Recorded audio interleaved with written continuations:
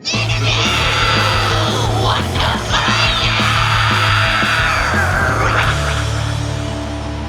just gonna record, just say something just so I can keep this. Because Yeah, dude, my Terminator voice, my video game voice. Let's go. Hey, this is Dan Murphy of All Good Things, and you're listening to Interview Under Fire. Better back down, you're in my domain. Got the whole crowd screaming out our name. It's a blow. All right, how's it going out there, everyone? Sunny back here with a brand new edition of Interview Under Fire, smack dab in the middle of season 8, believe it or not. Today, I'm here along with frontman Dan Murphy. It's an honor, man. Thank you so much for joining our IUF series today. Now, this is an exciting time of the year for you and the rest of the crew over at All Good Things with the release of your latest single, For the Glory, which has you collaborating with the likes of Johnny Three Tears and Charlie Scene of Hollywood Undead. First things first, man, I want to commend you guys on all of the well-deserved reactions it's been getting so far. I mean, the reason you are here today is because of those said reactions you've been getting these past few years, right? I mean, plenty of amazing things to unravel about what lies ahead and what you guys are all about. But before we get to all that, I know we talked about it before the interview started. This has been a very common question, how I start things off these days. A simple question. How are you, man? I think it's an important one to ask considering what's been happening in the last year. How's life in LA, dude? Thanks, man. Appreciate it. Thanks for the kind words to start. I'm fine, dude. I'm good. I think like everyone else, it's like almost day by day. I have my good days and my bad days. Right. Today, I woke up in a terrible mood, but I'm feeling a lot better chatting with That's you now. good. It's That's so, good. you have your good days and bad days, man. It's good. But yeah, no, everything's good. It's been a lot of the same thing. Just hanging around at home and just waiting to get out there and to release some music and play some shows again, dude. It's been a long year.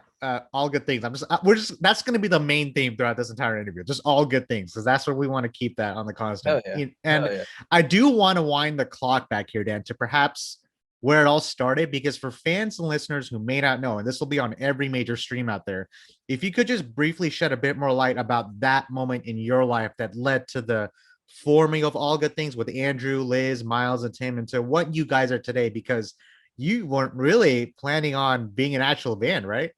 Yeah, and they didn't even plan on me being the singer of the band in the beginning either. It's funny. All Good Things was they named the band before I even got to join the band, so it's funny. Wow. I wasn't even the first singer of the band. Originally, they had a couple other guys that sang on. Yeah, that's right. That's right. We were doing like compilations and just writing for film, TV, and licensing and stuff. And even to rewind even farther than that, like I was just writing and recording with Andrew and Liz, our guitarist and bassist, but it wasn't even All Good Things. It was like totally different genres of stuff. So it's all different things. Yeah, totally. Yeah, all different things. Exactly. So yeah, bad man. Fun. I think you knew that was coming. Exactly, dude. Yeah, and it was funny at the time. I was actually in a band with Sean White called Bad Things. So I was in All Good Things and Bad Things. Wow. A lot of things going on. It was interesting, but yeah, that was kind of just like a side project, I guess. It was just something we did in the studio. Like we all kind of focused on our other stuff, on our other projects, and in the beginning it was just a side project. Like, hey, let's go to the studio today and bash out some hard rock stuff, and just we all grew up doing it, and just we're like, yeah, we have fun with it. In the beginning, they didn't even know I was a rock singer, so it actually took our drummer Tim to be like, hey, you guys need someone to like scream on your shit. Like you should hit up Dan. And they're like, no, dude, he's got kind of a softer voice. I don't know if he's fit for that kind of thing. So it kind of went back for, I think it was like, maybe a few weeks before they were like, hey, you want to just come in and just, we live super close to each other. So we go by the studio and lay down some vocals. And yeah, the first 2 tracks we did were super successful as far as like placements and licensing and stuff goes. So Battle Rock 2, we did a few more songs, and that got even more placement and more kind of views and reaction. What were the first 2 songs? I just went through your catalog. I can't.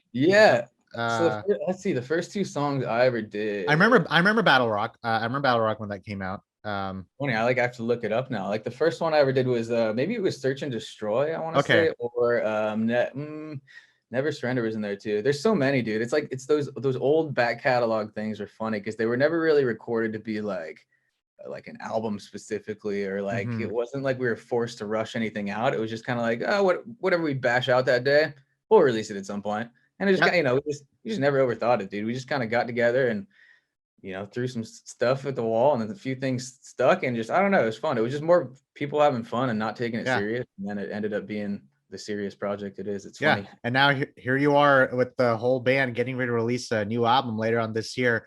Can't wait. Another thing we talked about before the interview started is the touring experience, like how venues are opening up these days, and life as of late. Many of us have also been away from the stage a lot, fans and musicians alike.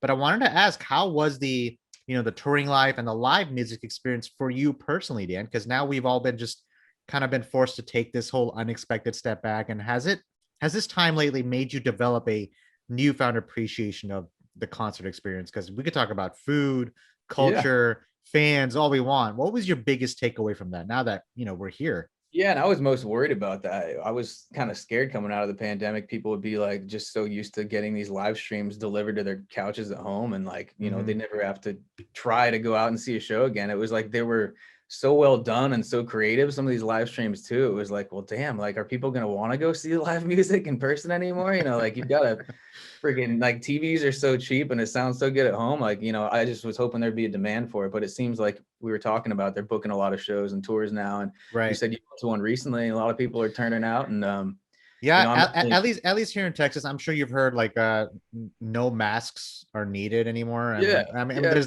there is that tension, obviously. I mean, who knows what things will look like once the summer hits, because we had our peak. The two peaks we had last year in Texas were New Year's and summer, Yeah, so, and Memorial Day coming up this weekend. I mean, there's always that nervousness, I know, but man. Yeah, I'm nervous about it too. but I wanted to ask, I hope I didn't cut you off there, because you kind of just set this up for me, because a lot of these bands we've had on the show, they're talking about doing the live streams. We had a band like Landmarks on here. They're from France, and they have a live streaming coming up. August Burns Red was on the show. Insomnium was on the show. They talked about how they would sell virtual tickets to the fans, and they would stream it, pre-recorded, however it would be, which is cool. I love to mosh in my own room, but how much longer can I do it for? But what I wanted to ask is, do you think that the rise of the quarantine-induced, not even quarantine-induced at this point, it's just the live streaming, is that going to affect the touring musician business going forward through your perspective? Like, has it already been affected? Do you still see bands doing something like this once, we hit November, December, even great question. I don't know. I can't imagine it'll keep going. Like, it was so creative and so necessary for a year. We saw it grow and develop into, like, I mean, we even rented out like a bunker that we like filmed like a whole live stream in a bunker, but then other people are doing these like 3D rendered like shows in outer space. Like, I mean, dude, it's just got to the point where it's crazy. I think that like maybe the basic live streaming will go away, but we've always as a band kind of, leaned towards the nerdy side of things, where we've gone to like E3 conventions and seen some of these cool, like, they have like 3-dimensional like LED screens now, and there's actually ways where you can put on an Oculus or a pair of VR goggles, like submersed into like a a cartoon world. So we've always kind of joked like it will go farther and farther in that direction, but it could be hilarious, because by the time it's there, I might be like in my 40s and really fat. So then in the VR goggles, I could still be this ripped, gorgeous like dragon frontman. And people might rather watch Ready Player One vibes. I'm already seeing that like down the road. Dude, yeah, you're just in home in your garage, like in your pajamas, like drinking a beer, and like on stage you're like this ripped dragon. Or, you could do anything, man. It's like just limitless. We've always joked about that. We're like, yeah, dude, eventually, well, you won't need a tour. You can just go do it all in your garage, and it'll look like a tour, because you can walk around this 3D atmosphere and like scale the stage and climb up and watch from whatever angle you want. It's like, I don't know. I saw a cool like a interactive DJ thing like that, where I was like scaling the stage and looking down at the DJ, and like Andrew and Liz were like dancing below me and shit. Like, the technology is like almost there. So I'm like, man, fast forward a few years, we might have some crazy experiences like that. It won't even sound, I don't even think that even sounds crazy at this point. That sounds very realistic, everything you're talking about. I wouldn't be surprised. Well, let's revisit in like 10 years, 20 years and be like, hey, how are things going? Dude, totally. We talked about the coronavirus pandemic, and we're talking about this, and you're doing it. Interviews. We'll be like in the same room together at some point. It'll be cool. Yeah, there's always that creativity. I remember I went to I don't know if you knew that Metallica did this whole live streaming last summer for one weekend at drive-ins in Dallas, Texas. That we sold out immediately, and luckily a friend of mine had a ticket, and I'm like, okay, sure, I'll go. I mean, I didn't really think too much of it. It sold out. Like I said, it felt like an actual turnout. You get there, Wow. And I mean, And what's that the was most? was that a drive-in or was that like a It was in live? it was at a drive-in. They did it for Oh one shit. weekend. I think it was in August, and it was simultaneous. I'm pretty sure it was simultaneous. No, that wouldn't make sense because they had drive-ins in Alaska, and Alaska is like 3 hours Yeah. behind us, at least from Texas. But anyway, you get there, and what's one of the more popular, like, I guess, anthems, I guess, we hear at a metal show? Let me see those horns, and right, and you get to see Totally. the sea of horns from the fans. Yeah. You get that adrenaline rush through your body when you're on stage. Like Instead, horns what? or car horns? Oh, say I'm getting to that because you kind of just took the words out of my Ah. mouth. Instead, we got the car horns because 3 Days Grace opened, and they're like, "Hey, let me hear you honk your horn." So if you roll your window down, you just hear cars honking in silence. It was so. I mean, That's so weird, dude. yeah, it's so weird. It was Like the whole clap experience. along. The It's like whole honk experience. along. Yeah. The whole experience was cool, but it made me miss the whole live experience even more. Like you said it yourself, you can't replace a live concert experience. Mhm. There's a whole different energy as opposed to seeing someone like Dan and all Well, good things in front of me, as opposed to on the and also screen. you don't have like a glass barrier that's like separating Yeah. the audio of the show too. That was the one thing that I was like, there were a few that came through like Ventura, Santa Barbara. There's like an outdoor theater. They're doing the drive-in stuff, and I thought about going, but I'm like, I just feel like I'd get claustrophobic, dude. I'd want like, what if you Yeah. want to leave? You just gotta wait, and then no one can drink there, obviously, because you're driving, and then you've got like you can't leave your car, so you gotta like I guess tilt your head out the window and like Yeah. hope that it sounds all right. Like, I mean, going even further, I don't know. It was probably more of a gimmick, but like the Flaming Lips did the Bubble concert, and like I think it was Yeah. Oh my where they gosh. were I like can't everyone even. was in their own like orb, and I mean, at first I was like, that looks like the freaking coolest thing I've ever seen. But then I thought about That's like, creative. That's pretty what if creative. you had to pee though, dude? What if you're like 10 rows back from a stage and you had to pee, and you're like, oh, At this dude, at this point, just do a show in space.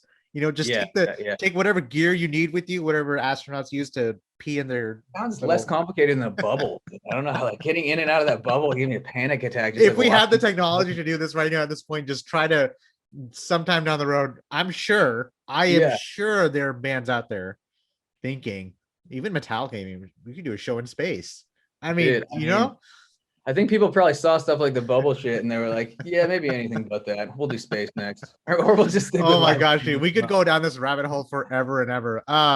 But we'll save that for like an actual like interview in person. That's a Wings interview. As far as yeah, exactly. We'll wait for the wings. I'll get Miles for the hot wing contest. Yeah, man. I can't wait to do that. Now, I know we covered everything from head to toe. That new single, For the Glory, came out March, I believe, 2 months ago on Better Noise Music. I want to talk about Better Noise Music because I know you have that new album coming out later this year. We've had the privilege to interview a lot of Better Noise Music's artists, All That Remains, From Ashes to New, Hire the Hero.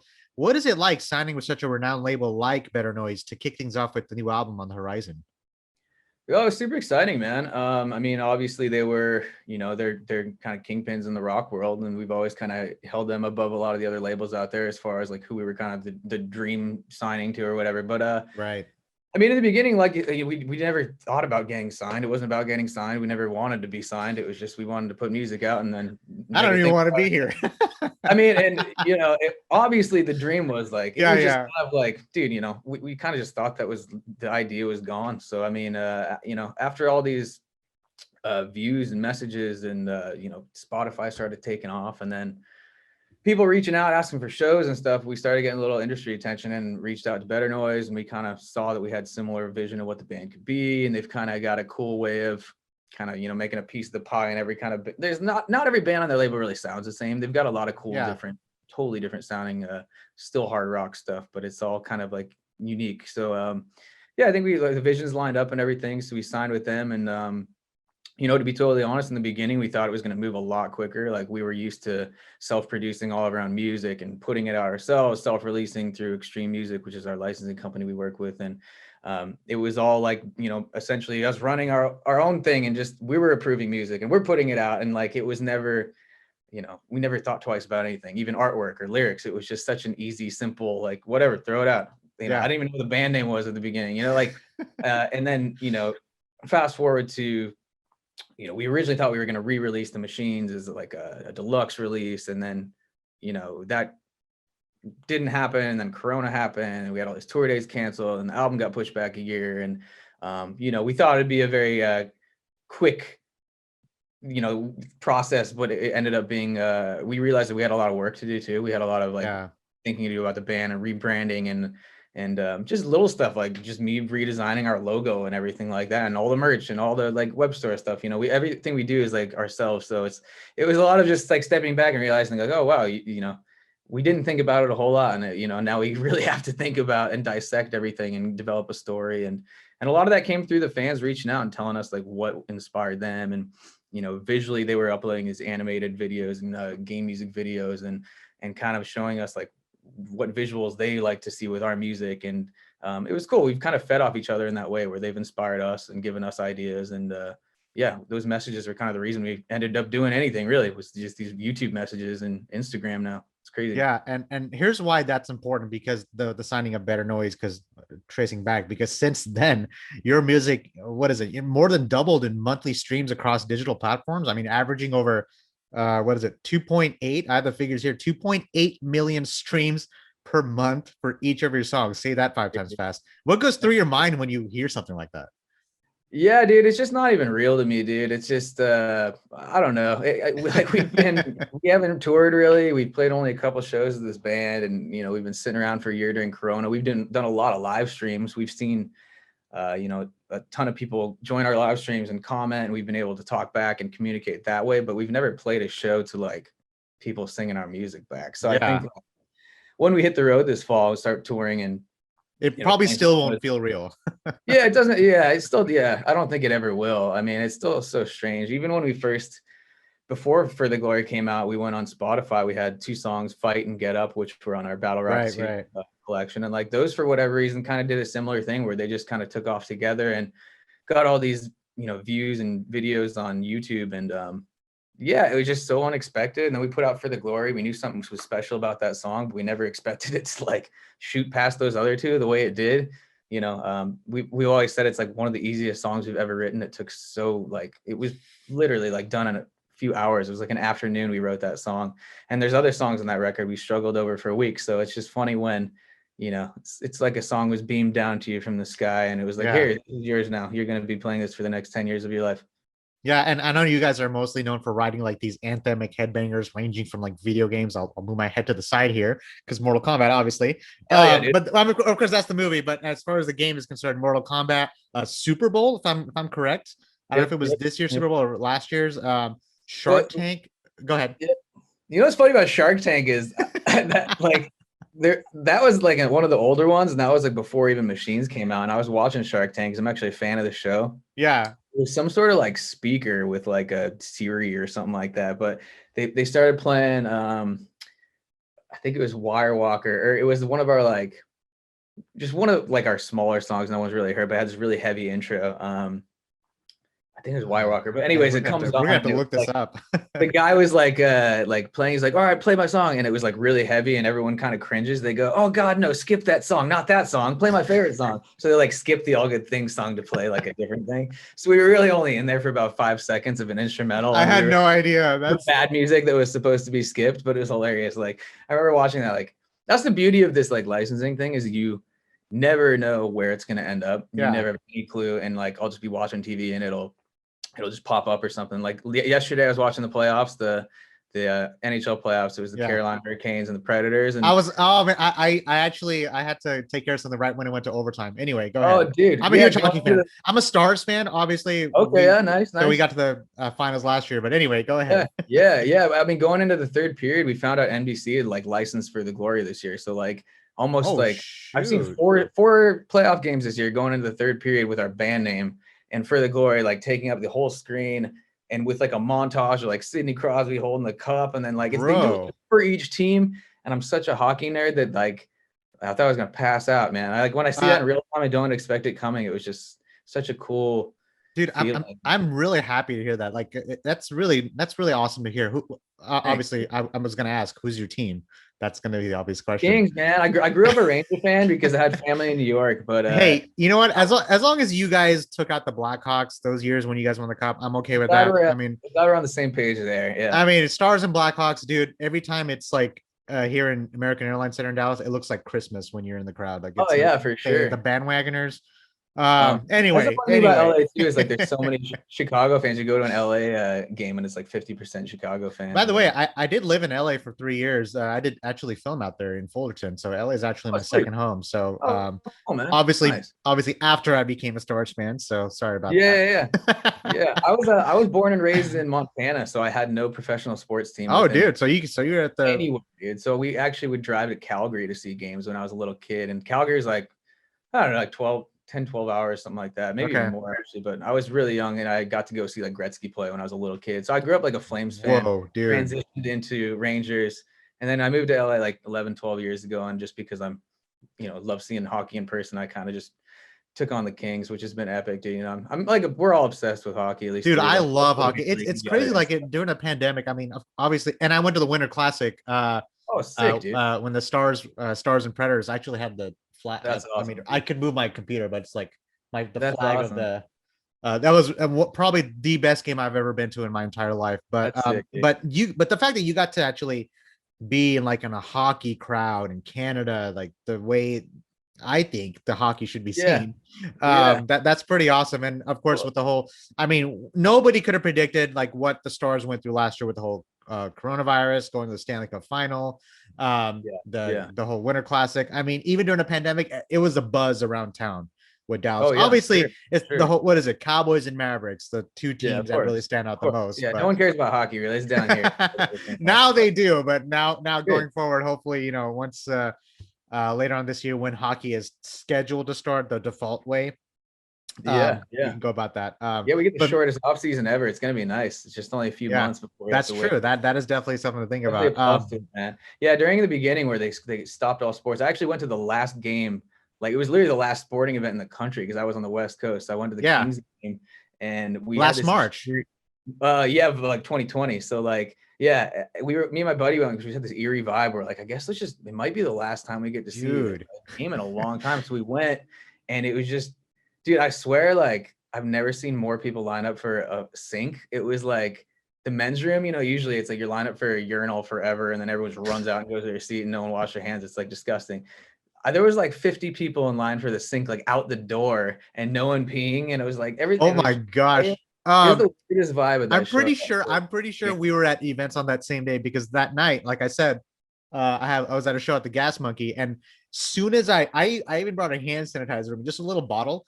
As soon as I got it out, like because I'm in the press booth, and like 10 people approach me, hey, can I have some? I'm like, what the heck? Like I'm like sitting here like this. I'm like, sure, hang on. It was out like instantly. Bucket squirt, man. Dude, what is it? The Jazz and the Oklahoma City Thunder. That was like that was the game. That was the game. Like the NBA game. Oh yeah. When like the chain reaction started with that, and then everything started shutting down. It's crazy, dude. Anyway, I know we went off the rails here, but I'm good at going off the rails, bro. That's how usually my interviews go. We'll start with one thing. I was just revisiting that day last night. Actually, I just wanted to see like what it would feel like watching a video, like because the coverage of like the Oklahoma City Thunder, Utah Jazz. Then they show Rudy Gobert getting the coronavirus. I'm like, oh my god, like it's crazy seeing that unfold like today. It really is, man. There'll be all these documentaries that'll come out over the next couple of years when you can look back and see how wild it all was. I'm sure it'll be interesting to see. Dude, it's insane. I mean, of course, with obviously it went down to the music industry, and here we are. But again, I want to get back us on track here. Like we could talk about this forever as far as like sports. I mean, we're in the sports world. You guys are. That's where you guys are from as well. Just like we never thought we would be. It's kind of like Even though you guys didn't really plan for all this, like that's kind of been the commonality throughout this conversation. Here you are. I mean, does like having the songs like we both mentioned, what you started off with, For the Glory, like we talked about, even Kingdom, I'll even add that on there. Did these songs, so to speak, I know we're for the followers, like fans are listening, we're like switching gears immediately. I mean, did these songs along for the ride. Did these songs help pave the way into writing this new full-length album? Because what is it, 13 songs you guys have? It's 13. I've been trying to get more on there. I'm like, is it done? Like it's completely done as far as in production? I'll be honest, it's been done for like a year. So it's I'm like tested our patience like really a lot, like sitting on these songs that we've fallen in love with like a year ago even, and now Still no one's heard them. It's like kind of driving us insane. We've got to tease them on live streams and everything, and people have given us feedback, but for the most part, no one's ever heard it. And I mean, let's be completely honest. Like, we signed a Better Noise mainly because For the Glory did so well, right? So obviously, if I'm signing to a label, they're gonna want me to write another For the Glory. That's gonna be the obvious answer. So yes, we were trying to write songs like that, but it was funny because we tried so hard to. We've always tried to write different sounding stuff, and I think a lot of our stuff is so different because we have so many different influences, and it doesn't all kind of just mesh together. Like, the whole album kind of goes up and down and it flows a little bit, and we just really didn't want to rewrite For the Glory. It was kind of a battle where, like, there really isn't another For the Glory on the album. I think the closest to it was probably Kingdom, but there's definitely more flavors than that on the album. Like, it's kind of all over the place as far as vibe goes and message goes and like lyrics and everything like that. So it's definitely not all just like sports fucking anthems, you know what I mean? I always wonder like how challenging it can get because the licensing factor comes into play. Like, if you guys do get the freedom to write the way you want, how you want it, the way the songs are structured, I'm assuming you guys did have that freedom too as well, right? We had all of the freedom, like just 100% creative control, no outside input, like awesome. Down to the mixing. Andrew did all the mixing and submitted it. Like, it was just like zero outside input at all. Dang it. Do you have a release date? I don't know how much of it can talk about. We had one, but it was, I think, penciled in, so I feel like it's gonna get moved. I mean, we're hoping for the fall, but yeah, we got a bunch of tours that we haven't announced yet, so it's got to line up with that, and we've got to get another single out before the album drops. So we got some stuff to figure out, but yeah, I'm hoping August, man. I'm really hoping August. Yeah, which is technically around the corner if you really think about it, considering how fast time has flown. We'll be playing shows and like, wow, yeah. Like, let's get you here in Dallas, dude. Like, I would love to do another follow up. I want to reiterate this because For the Glory does have Johnny Three Tears and Charlie Sheen of Hollywood Undead. Now, as far as the production, mixing, and mastering, can you talk about that? Like, who did you go to? Did you guys do it yourselves? Did you get a team together as far as getting that? Because I'm imagining like a high production sound, considering how heavy and how anthemic your songs are. So that was all. I mean, For the Glory was on our Machines album, which was all self-produced, done by us. So awesome. That was just For the Glory was just remade with Hollywood Undead, man. We were introduced to them through our label, which is awesome. Had a few meetings with them, just obviously social distanced over Zoom and whatnot. We've never actually met them in person, which is kind of funny. We have like a song expression together, but I've still never got to shake their hands or anything. But yeah, it was good. You know, we were kind of searching for, you know, the right artist to collab with that could kind of take it and not try to sound like me, or like just to do their own thing completely. And like, we've collabed with people like, you know, Hire the Hero, and when you work with talented people like that, or like rappers and stuff like that, they're just bringing their own energy and own unique kind of thing that we can never write to it. So we just really wanted to collab with someone that we could send it off to, and they could send something back that was a new flavor. Because this is a song we've been kind of used to. If it's 3 years old at that point, and I couldn't imagine any other lyric than what was already there in the bridge. So for some band to rewrite it, it was kind of like, I had no creative input on that. I was like, hey man, take it and do what you want and send it back. So we did exactly that. We sent it to Hollywood Undead. They really quickly turned it around and sent us the bridge, and without any instruction, dude, we just said, do what you guys do, man, send it back. And that's exactly what they did. They sent it back with a lot of funny freaking ad libs that are hilarious and too explicit to put on the actual release. But we were like cracking up, man, at some of the takes they threw us. Just, I think they didn't really know us, so they were kind of testing us and throwing in some lines just to see like if we'd be offended or if we'd be, I don't know what it was, but we were laughing our asses off. We're like, yeah, I think this is the right collab. You guys did nail it with that song. You know, between writing and structuring the songs and the production process, like you just talked about, you know, I want you to keep this in mind, because this is something that I love to talk about, because the lyricism throughout this upcoming album that you talked about with 13 songs, even these other songs that you have previously released so far and All Good Things as catalog, I feel like, again, this is just an opinion, maybe hints or clues as to what may be in store for all your fans out there. Because a song like For the Glory, it's an unapologetic victory song for the underdog, you know, with lyrics like, we celebrate with the city tonight, hear the hometown cheer, it's the ultimate high. But then you also have that theme of surviving the apocalypse, which, at a time like now, it relates, which is a concept that was also born out of the many games and films that you guys have placed your music in. So, Totally. I kind of want to run her out to this question, Dan. To what level do you like to have a theme or concept for your music, and how important are themes to you? Is that more about helping you write or sound, or is that more for the audience? Because a lot of artists, they don't really care about themes. They just do 10 songs in the studio, and that's it. But with like All Good Things, you guys really honed in on that technicality, just that prowess to get that message out there. Yeah, totally. My brain's bouncing in like 10 directions. Sorry, fully loaded question, I know, but yeah, no, totally. I know this is something you guys take seriously as far as like getting the theme out there. Yeah, totally. And I think it is song by song. Like I'm not like necessarily writing like like a story start to finish on an album. And I think that the song, like the music, will kind of give you direction of where the lyrics should take you.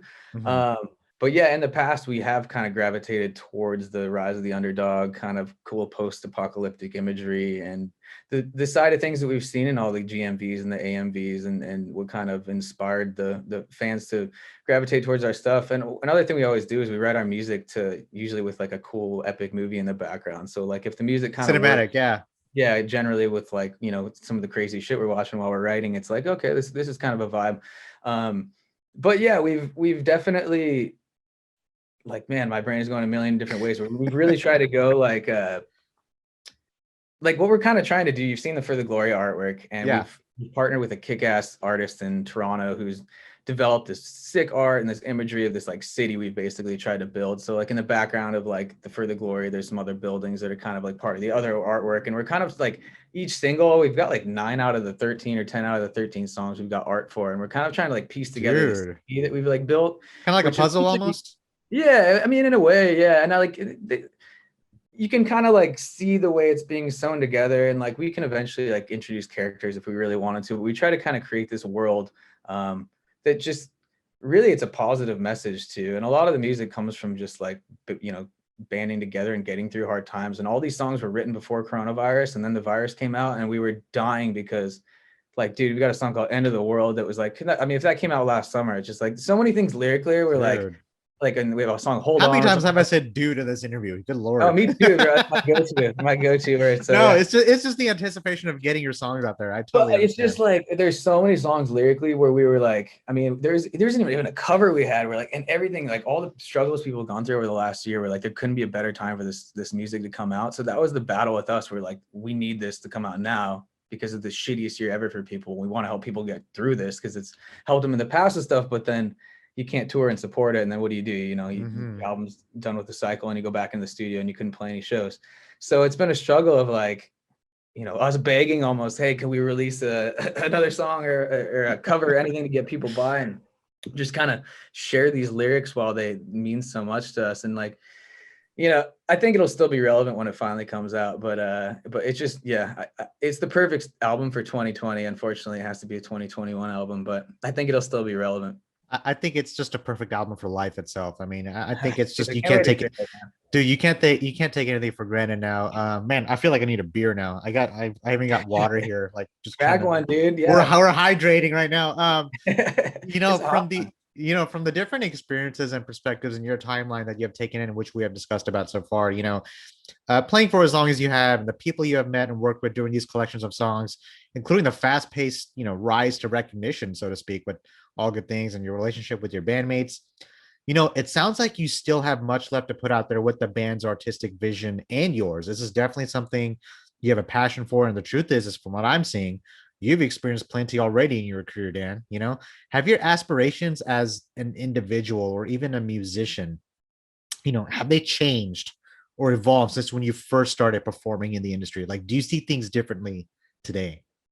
Only because I've seen the ins and outs of the business side of things. I think your young, aspiring self probably didn't see coming back in the day. But I mean, nothing's really changed, honestly. Like, I've been playing in a band since I was in, I guess, 5th grade. I started my first band, and it was like in Montana, and did my own, DI. I booked all my own shows for the most part. We booked all our own tours and came down to LA, and then I moved to LA for music. And it's been my entire life chasing, the the dream, and trying to just play music live. And even if I wasn't working on All Good Things, it was always another band or two in the background we were always working with and playing shows and stuff.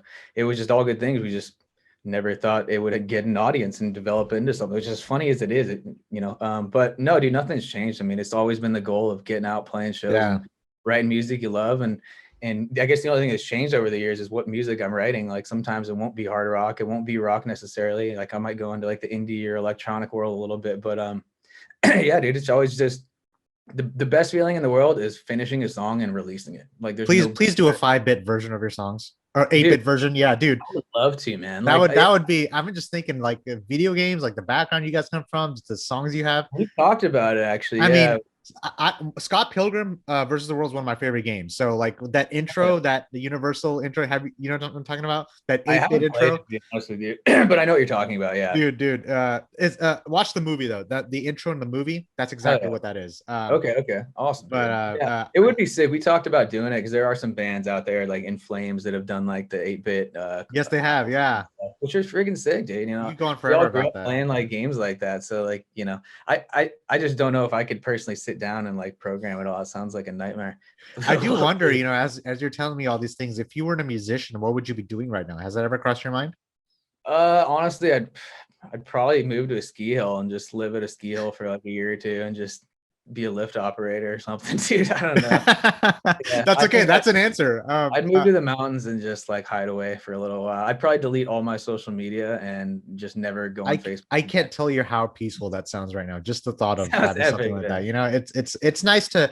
I think it's easy. Like the more successful you are, it's easy to lose track of yourself. It's important to just kind of push everything back, just exhale and take a look at it from the outside before you go back in. Kind of.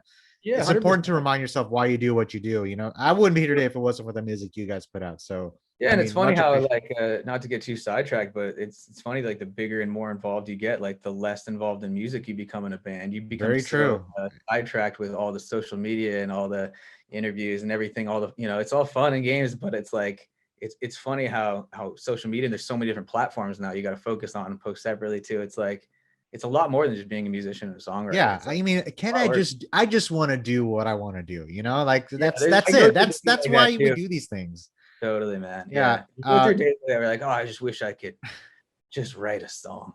Yeah. About what to post next. I still think you should go with that attitude because I mean, don't ever lose track of what you do, and it sounds like you are on that track.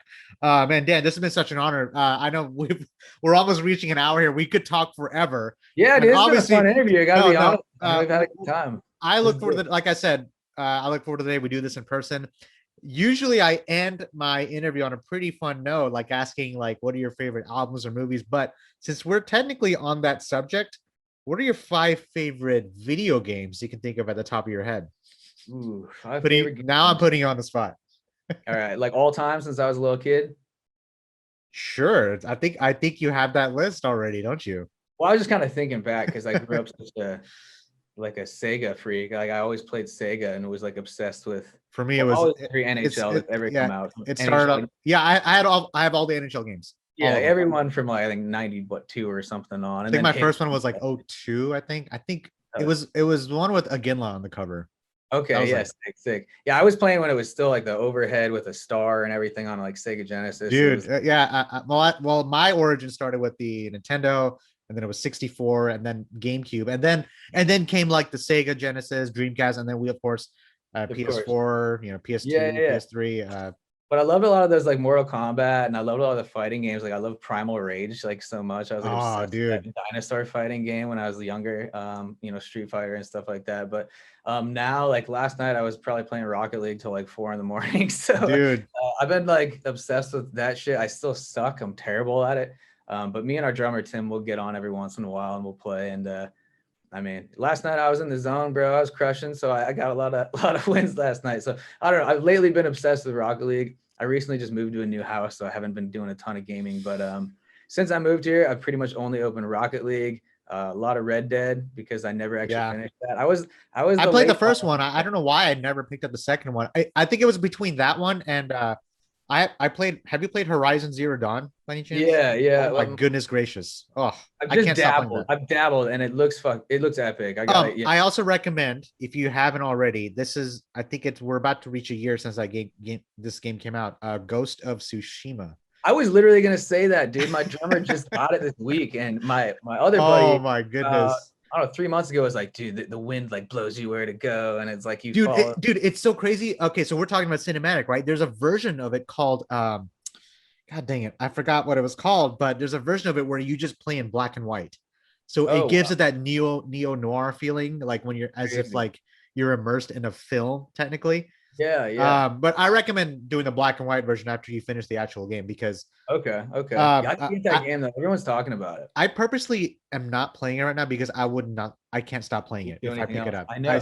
I get in the same way, man. Where as much as I love gaming and I like will really dive in, like it does I almost get more depressed if I game too hard for too long. I really Same do. here. And I have to like do a little self-control because like it's just me. It's just the way I'm wired. But like if I spend too much time, oh, I don't know. It just kind of eats me. But yeah, it's like certain games like that, like Red Dead. I knew I would fall in love, and I knew I'd be like sucked in for endless hours. And that's why I waited till it was 80% off to finally buy it. I was like, fine, no excuses. I guess I'll buy the damn thing. Sorry, So I'll then like cut you off there because we have Red Dead and you have what was the first one?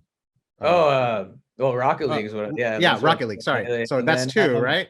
Yeah, dude. And then I've always been such a GTA guy. Me and Tim were like always playing GTA online for like the entire. Gotta have that on the list, dude. We were playing it for like every week of the pandemic in the beginning there. I was like obsessed. Which is funny because I never did the online thing for a long time, but I'm getting more games. I just bought Cyberpunk, but I haven't really dived in too much. Yeah, I was debating on buying that because there was like issues with the Everyone's talking about the software or whatever it was that was happening. Doom Eternal came out the week the pandemic, or maybe a week after the pandemic. I was playing that. Doom is one of my favorite. I mean, dude, heavy metal, death metal, and you're fighting demons in hell. I mean, that's like there's a Doom VR too that might have just come out. I think. Yeah, there is. I don't know if it's PSVR setup, which is pretty sick. So I just got some new games on that too. But I think they just came out in a VR version, which I played for both versions actually, Doom and Doom Eternal. But I highly. Oh yeah. Oh okay. I only thought Eternal was on VR, but that's badass. I mean, yeah, they added Doom. I'm sure around the same time, actually, if I'm not mistaken. But anyway, that was like one of the first months of the pandemic were great because that's all I was playing. Oh, exactly, man. I got way into the VR thing for a while. I started playing all the Resident Evils on VR, and dude, it was getting to the point where I was like screaming in the middle of the night, and like my roommates were like, "What the hell are you doing?" I was like, "Okay, I gotta quit playing this game because I think it's terrifying, man."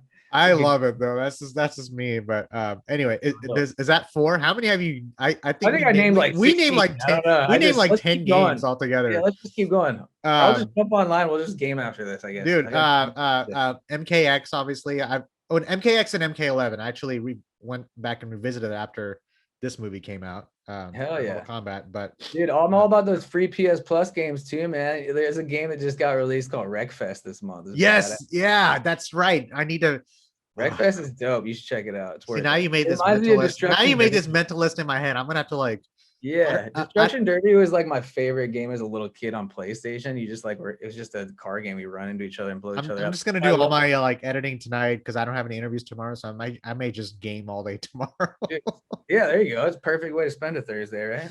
And then of course PS5's coming out, then New Horizon Zero Dawn. But God, like again, we're going off the rails here, Dan. Yeah, I'll get Ghost of Tsushima as soon as I get off this interview. I'm gonna go download that shit. So, dude, I highly recommend it, especially for the background that you come from, like what all good things are about. Like, who knows? This may stem new ideas for you down the road for new music. This is kind of a random thought, but it was funny when we first signed to the label because we were all kind of gamers and everything, right? And in my head, it was something I always try to keep secret because it's like, as a musician, everyone in your fan base wants to know that you're working on music, right? Like, they don't want to know that you're sitting on your couch playing a video game. Like, that was always what I thought in my head. And I remember when we first signed, we had a couple meetings with the label, and they were like, you really need to game more.